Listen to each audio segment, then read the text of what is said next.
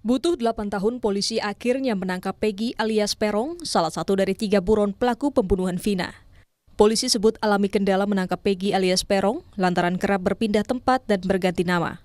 Polda Jawa Barat mengatakan Peggy diduga otak dari aksi pembunuhan Vina dan Eki. Tentu kita berasal dari harus memenuhi alat bukti yang ada. Ya, berdasarkan pasal 184 KUHP, tentu ada keterangan saksi, ada keterangan tersangka yang akan kita lakukan pendalaman saat ini juga. Kemudian ada keterangan ahli, ada surat, ada petunjuk. Inilah upaya yang harus kami penuhi dalam proses penyidikan, sehingga kita telah melakukan langkah-langkah, termasuk sejak kemarin juga kita melakukan pemeriksaan ya terhadap terpidana yang saat ini berada di lapas. Sudah kita lakukan pemeriksaan dan saat ini kita berhasil menangkap 1 DPO. Tak lama ditangkap, Polda Jawa Barat bersama Polresta Cirebon langsung melakukan penggeledahan di kediaman Peggy alias Peron. Rumah yang berada di Kecamatan Talun, Kabupaten Cirebon ini digeledah polisi Rabu kemarin. Penggeledahan dilakukan di kediaman yang ada di belakang. Itu yang kita cari adalah bukti-bukti yang sekiranya dapat membantu membuat terang proses penyidikan yang sedang kita tangani. Di sini adalah lokasi atau alamat yang merupakan kediaman berdiam daripada saudara P. Dah, itu aja. Ada berapa orang? Ada berapa orang yang ditemui Pak Kaseda? Yang ditemui berapa orang? Di dalam tadi ada 3 orang. Ya. Siapa aja itu? Tentunya pihak keluarga, kemudian juga ada beberapa saksi. Bisa dipastikan itu tidak salah tangkap? Insya Allah. Terkait penggeledahan, Ketua RT tempat Peggy dan keluarganya tinggal, Aris Lesmana bilang, polisi menyita sejumlah dokumen dari rumah Peggy. Aris menambahkan, Peggy alias Peron merupakan sosok tertutup dan jarang bergaul dengan warga sekitar. Kifayah ada orang meninggal juga nggak pernah keluar lah dengan golongan kita tuh. Terakhir seperti Saya kan ikut penyidik jadi dampingnya otomatis ngeliat. apa aja Pak yang membeli? Ya paling bukti yang menguatkan sosok pribadi Peggy aja mas. Raport ya? Model rapor, Terus? kayak gitu terus. Untuk keluarga lah, model-model kayak gitu aja. Kasus ini terjadi pada 27 Agustus tahun 2016 silam. Tak lama berselang, polisi menetapkan 11 orang sebagai tersangka, namun 3 tersangka melarikan diri alias buron. Sejak Oktober 2016 hingga Mei 2017, 8 tersangka diajukan ke pengadilan dan divonis penjara seumur hidup dan 1 tersangka divonis 8 tahun penjara. Ke-8 terpidana sempat mengajukan gerasi pada 2019 silam, namun ditolak. Kasus ini kembali menjadi perbincangan publik usai film bergenre horor dengan judul Vina Sebelum 7 Hari tayang. Dukungan untuk mengungkap secara tuntas kasus pembunuhan Vina terus bergulir lantaran menyisakan sejumlah tanda tanya dan menggugah kesadaran publik untuk pentingnya keadilan. Tim Liputan, Kompas TV.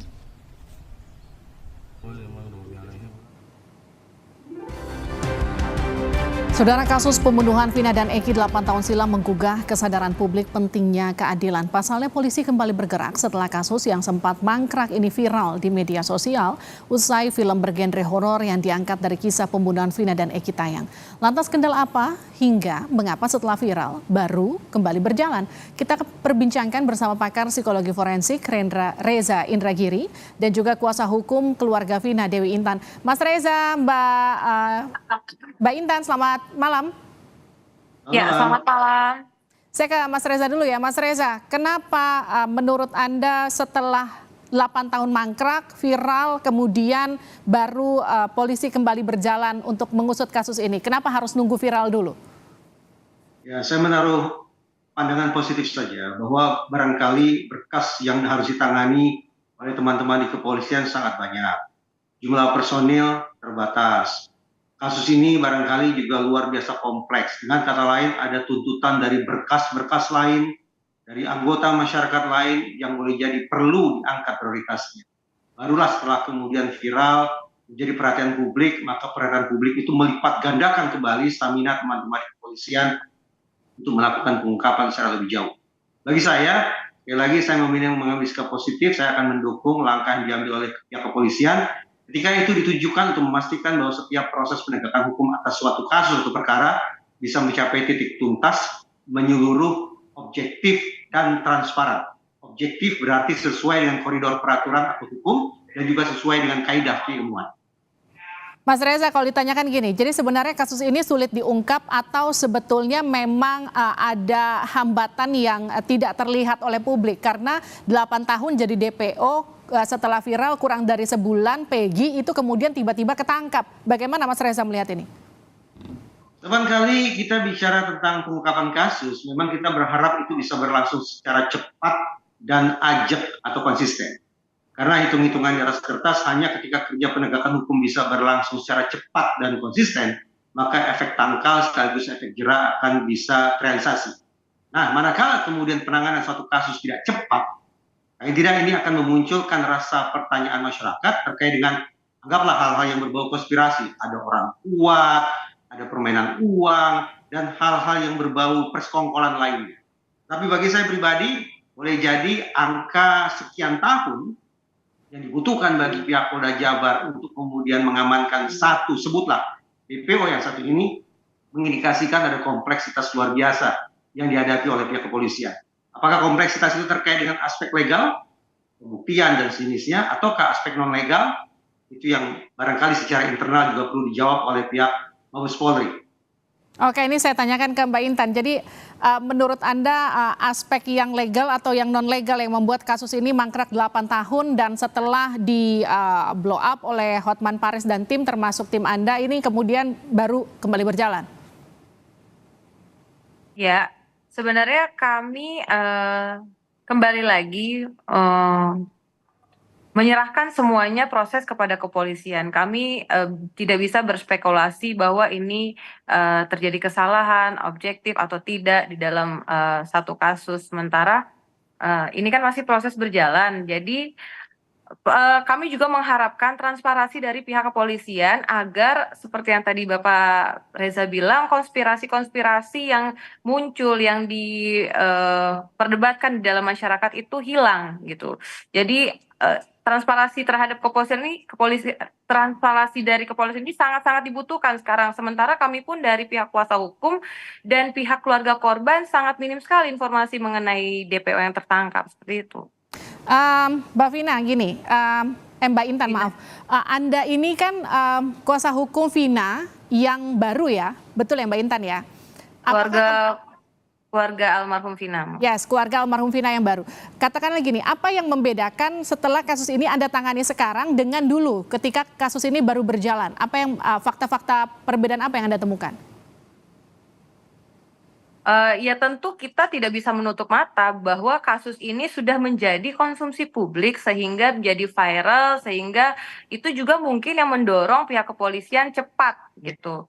Ya semoga mudah-mudahan dengan satu DPO yang tertangkap ini akhirnya berkaitan dan menjadi satu benang merah sehingga dua DPO lain tidak sulit untuk ditangkap seperti itu. Mbak Intan, ketika kasus ini awal-awal viral kan kemudian banyak spekulasi yang muncul di tengah masyarakat termasuk tekanan-tekanan terhadap keluarga almarhum Vina. Adakah informasi soal ini yang disampaikan ke Anda? Banyak sekali spekulasi yang muncul bahwa yang tersangka DPO yang satu tertangkap ini bukanlah DPO yang dimaksud. Nah, itulah kembali lagi bahwa sekarang kan prosesnya ada di kepolisian. Hanya pihak kepolisian itu yang bisa menjawab itu semua. Kami pihak kuasa hukum, keluarga semua tidak bisa menjawab kecuali institusi kepolisian yang memang sekarang sedang berproses dalam kasus ini seperti itu. Oke, tapi betul nggak ada tekanan ke keluarga almarhum Vina mulai dari proses pembuatan film sampai kasus ini viral?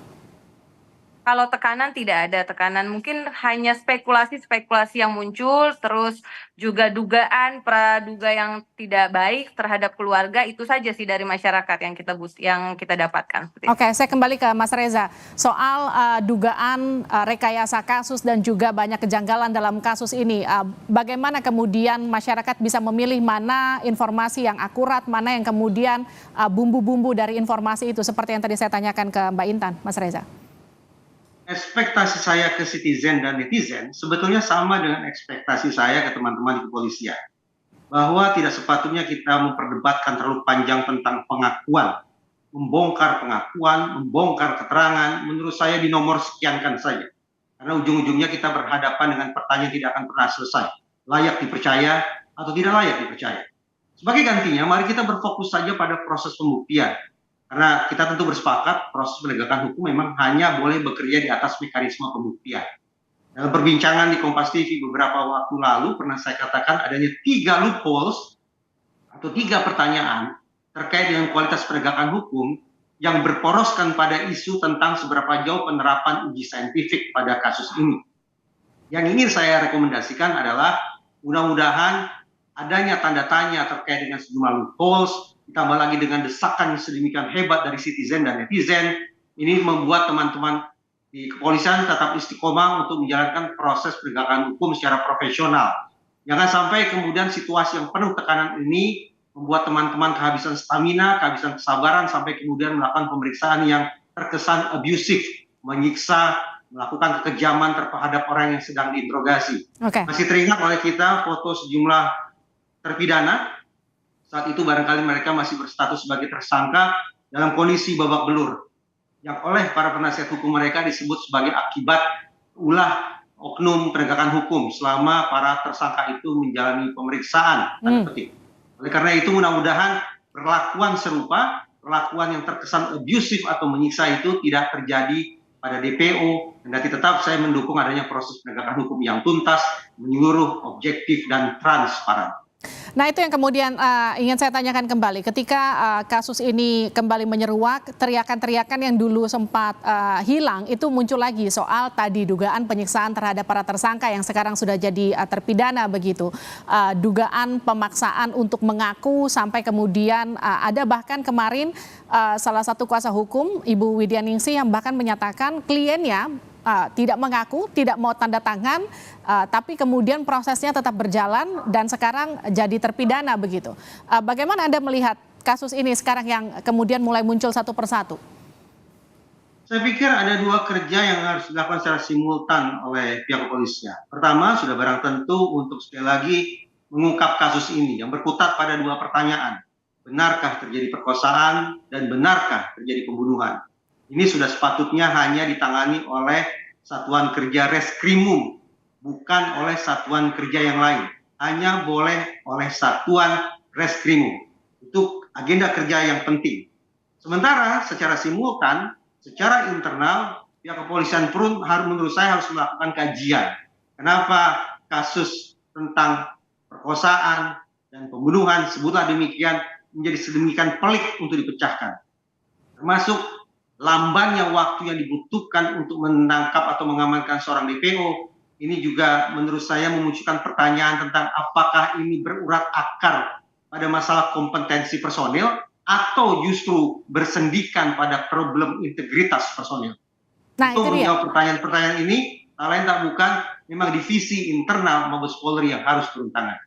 Lambatnya penetapan dan penangkapan terhadap DPO. Ada 3 DPO sebelumnya, 1 sudah tertangkap. Anda yakin nggak kasus ini akan clear? Semua DPO itu akan tertangkap dalam waktu dekat? Tertangkap atau tidak tertangkap, bermanfaat atau tidak bermanfaat, sejujurnya saya masih mempertanyakan itu semua.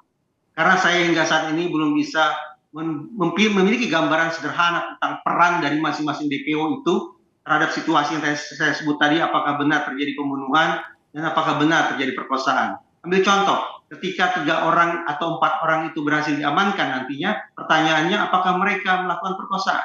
Apakah mereka melakukan pembunuhan seperti yang menjadi topik perbincangan kita selama pekan-pekan terakhir ini?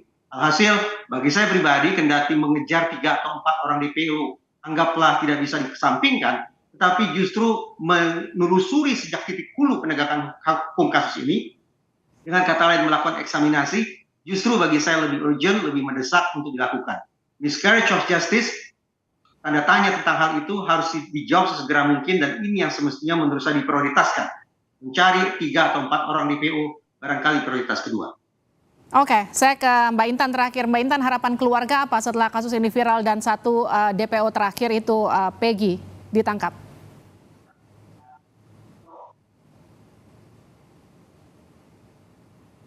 Sorry. tentu harapan keluarga proses yang lainnya segera tercapai, dalam arti kedua DPO lainnya segera didapatkan dari hasil penangkapan satu DPO ini gitu, seperti itu Mbak. Dan harapan keluarga segera selesai kasus ini, dan kalau memang harus dibuka kembali di muka persidangan, segera mendapatkan titik terang dari ke-11 tersangka tersebut, seperti itu. Baik, terima kasih Mbak Intan, terima kasih Mas Reza sudah bergabung bersama kami di Sapa Indonesia Malam, sehat-sehat selalu.